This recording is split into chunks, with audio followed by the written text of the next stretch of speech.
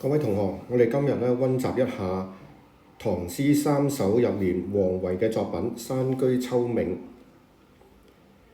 好啦，首先我哋睇睇題解。要留意嘅就係王維咧，佢本身係一個山水田園詩人嚟嘅，咁所以咧佢嘅作品嚟講咧，其實多數咧都係圍繞住咧半官半隱嘅生活。咁呢一首咧，亦都係講佢咧隱居嘅生活嘅。咁喺了解首詩之前咧，首先第一樣嘢咧，我哋要了解下咧，就係呢一首詩嗰個體制。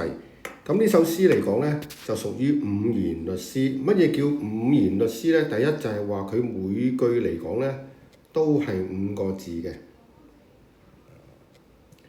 第二就係話佢有8句。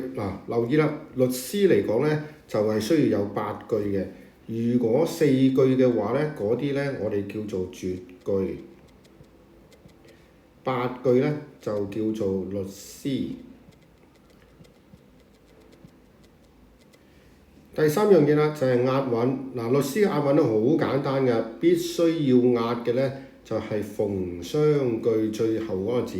咁我哋可以讀到啦，秋流、周流，其實4個字咧個字聲嚟講咧，個音韻咧係差唔多嘅。咁其實如果你有留意嘅話咧，咁你都可以分到出嚟嘅。咁呢4個字咧就必須押韻。咁至於第1、3、5、7、4句嚟講咧，押唔押韻咧，呢個就唔係必定嘅。最後一樣嘢啦，就係嗰個對聯啦。對聯嚟講咧，就需要有第3、第4句同第5、第6句咧，就需要咧就係對偶嘅。第3、第4句對偶嗰啲咧，我哋就叫做頷聯。第5、第6句對偶嘅咧，我哋就叫做頸聯。分係咪咧對聯咧？其實好簡單啊，對聯即係對偶啊。其實我哋最主要咧就睇個名詞相唔相對就可以判別到㗎啦。譬如第3句明月就對清泉都係名詞，松就對石。咁你見到咧，如果佢哋嘅名詞係相對咧，咁呢句9成其實已經係咧對偶㗎啦。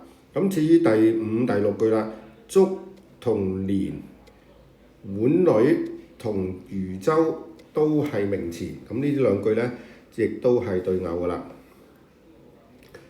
咁了解完咧嗰個體制之後啦，咁跟住下一樣嘢咧，我哋就可以去理解個內容啦。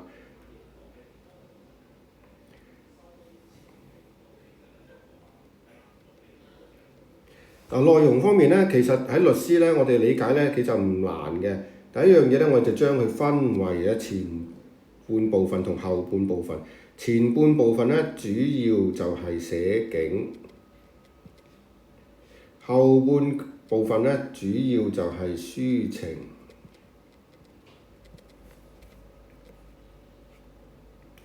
首先我哋睇頭2句啦，空山新雨後，天氣晚來秋。呢2句咧，其實就冇乜特別嘅。但係咧，我哋就睇下啦。其實佢呢2句咧就點出個時間、地點、季節啊、天氣情況等等。首先晚就係時間，空山就係地點，秋字就係季節。仲有啦，新雨就係當時嘅天氣情況。第1、2句咧，最主要就係帶出呢啲嘅啫，即係帶出其實我哋究竟係寫啲乜嘢地方啊咁噶。跟住啦，留意啦，第3、第4句咧就好重要啦，因為其實成首詩嚟講3、4句咧就係真真正正咧就去表現咧嗰個景象出嚟嘅。明月松間照，清泉石上流。清泉石上流咧就係喺啲泉水就喺石上面流動啊！留意呢一個咧係一個動態嘅環境嚟嘅。跟住啦，明月松間照咧，明月咧就喺松間入面照耀咧，咁呢一個咧就係一個靜態嘅。呢2句最特別嘅地方咧，就係以動帶出個靜出嚟。靜係最主要嘅。大家可以諗下啦，即係話如果我哋聽到或者泉水喺石上面嘅流動聲音，其實你可以想像到咧當時嘅環境咧就係非常之幽靜嘅。如果唔係咧，我哋就聽唔到嘅。咁呢兩句咧就係成首詩咧好一定要注意嘅地方㗎，因為如果佢寫景物咧就走唔出呢兩句嘅。咁跟住啦，竹喧歸浣女，蓮動下漁舟。嗱呢兩句咧就係寫人事嘅。竹喧歸浣女，浣女就係啲洗衫嘅女子啦。咁就喺個竹林入面啦，就聽到咧佢哋嘅喧鬧聲音。蓮動下漁舟亦都係啦，漁人咧就即係撐住隻漁船咧就順流而下啦，就見到咧嗰啲蓮花嚟講咧，蓮葉咧就喺度搖動。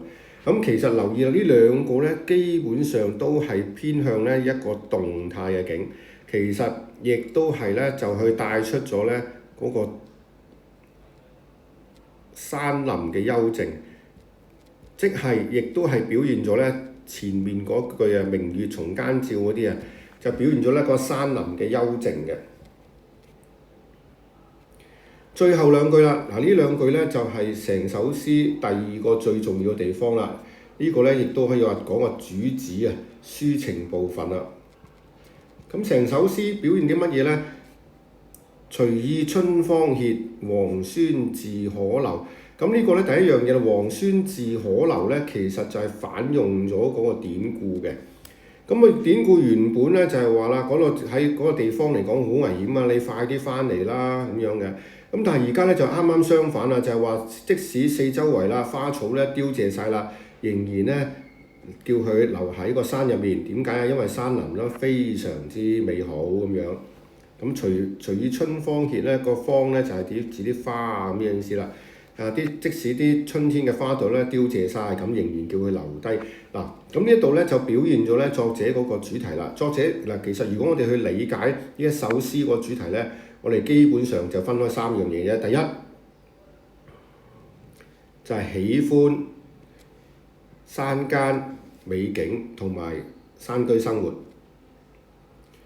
第二就係對官場生活感到厭倦。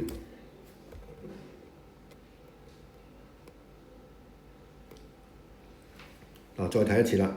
第一就係對山居生活嘅喜愛。第二就係抒發厭倦官場。